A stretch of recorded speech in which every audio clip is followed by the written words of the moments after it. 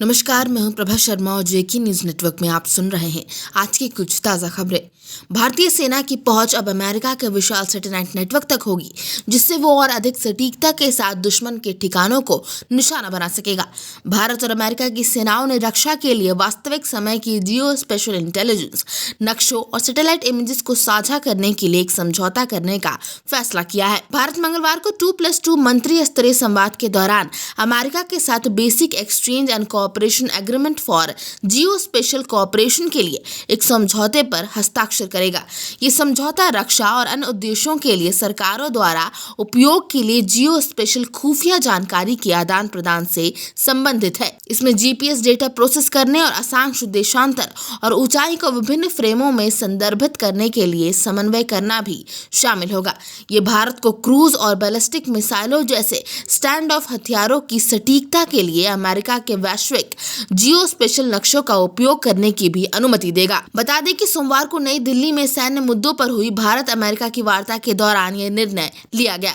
भारतीय रक्षा मंत्री राजनाथ सिंह और उनके अमेरिकी समकक्ष मार्क टी एस्पर ने दोनों देशों के बीच 2+2 संवाद से पहले विभिन्न रक्षा और सुरक्षा मुद्दों पर बातचीत की। साउथ ब्लॉक में हुई इस द्विपक्षीय बैठक के बाद राजनाथ सिंह ने कहा कि ये वार्ता अच्छी रही और हमने कुछ अहम निर्णय लिए। इसका उद्देश्य विभिन्न क्षेत्रों में रक्षा सहयोग को और गहरा करना था।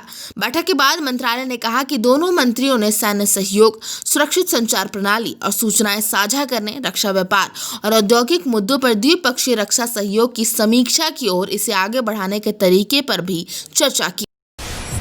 उत्तर प्रदेश के हाथरस में कथित सामूहिक दुष्कर्म और मौत के मामलों में सुप्रीम कोर्ट मंगलवार को फैसला सुनाएगा। सुप्रीम कोर्ट तय करेगा कि सीबीआई जांच की निगरानी सुप्रीम कोर्ट करेगा या फिर हाई कोर्ट। अदालत मामले का ट्रायल उत्तर प्रदेश से दिल्ली ट्रांसफर करने के मसले पर भी फैसला करेगी। साथ ही सुप्रीम कोर्ट ये भी तय करेगी कि पीड़ित परिवार को मुहैया कराए जाने वाली सुरक्षा के बारे में भी फैसला सुनाया जाएगा। न्यायाधीश एएस बोपन्ना और वी सुब्रमण्यम के साथ ही प्रधान न्यायाधीश एसए बोबड़े की अध्यक्षता वाली पीठ दोपहर 12 बजे आदेश सुनाएगी। अगर रुक करे बिहार चुनाव की तो एनडीए और महागठबंधन के बीच सीधी टक्कर की ओर बढ़ता है चुनाव। बिहार विधानसभा चुनाव की कुल 247 सीटों पर चुनाव के लिए निर्धारित 3 चरणों के मतदान में से पहले चरण के प्रचार का समय समाप्त हो चुका है। इस दौर की 71 सीटों के लिए गुरुवार को वोट डाले जाएंगे। वहीं भारतीय जनता पार्टी की केंद्रीय चुनाव समिति ने उत्तर प्रदेश और उत्तराखंड में होने वाली आगामी राज्यसभा चुनाव के लिए अपने उम्मीदवारों के नामों का ऐलान कर दिया है। उत्तर प्रदेश के हरदीप सिंह पुरी, अरुण सिंह, हरिद्वार दुबे, ब्रजलाल, नीरज शेखर, गीता शाक्य, बीएल वर्मा, सीमा द्विवेदी को कैंडिडेट बनाया गया है। वहीं उत्तराखंड से नरेश बंसल को उम्मीदवार घोषित किया गया है। बता दें कि उत्तर प्रदेश में राज्यसभा की 10 सीटें 25 नवंबर को खाली हो रही हैं। निर्वाचन आयोग ने राज्यसभा सीटों के लिए चुनाव की घोषणा 13 अक्टूबर को की थी। इन सीटों के लिए चुनाव की अधिसूचना 20 अक्टूबर को जारी हो गई है। घोषित कार्यक्रम के अनुसार नामांकन 27 अक्टूबर यानी आज तक भरे जाएंगे। 28 अक्टूबर को नामांकन पत्रों की जांच होगी। 2 नवंबर तक नाम वापस लिए जा सकेंगे।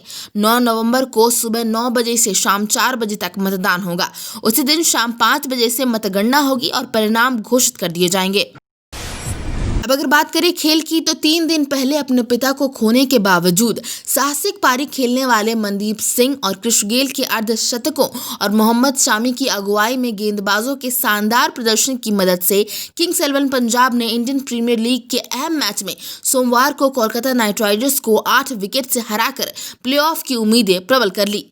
पंजाब के गेंदबाजों ने शानदार प्रदर्शन करते हुए केकेआर को 9 विकेट पर 149 रन पर रोक दिया।